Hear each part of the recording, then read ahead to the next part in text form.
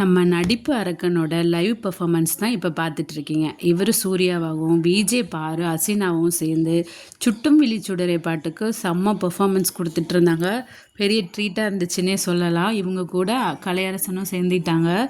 இந்த பெர்ஃபார்மன்ஸ் லைவில் போயிட்டுருக்கப்போ டைரக்டர் பிரவீன் அவர்கள் கலையரசனை பற்றி சொன்ன சில தகவல் கேட்குறதுக்கு கொஞ்சம் ஷாக்கிங்காக இருந்துச்சுன்னு சொல்லலாம். கலையரசனோட வாழ்க்கை ரொம்பவே கஷ்டமானது. அவரோட வாழ்க்கை நிறைய பேருக்கு ஒரு இன்ஸ்பிரேஷன். இதிலிருந்து நிறைய பாடங்களை கற்றுக்க முடியும்.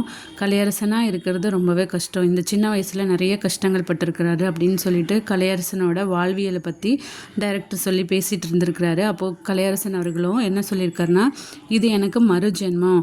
குழந்தைங்களும் பொதுமக்களும் என்னை பார்த்து என்னோட தோற்றத்தை பார்த்து பயப்படுறாங்கன்னு தான் நான் என் தோட்டத்தை மட்டும்தான் மாற்றிருக்கேன்.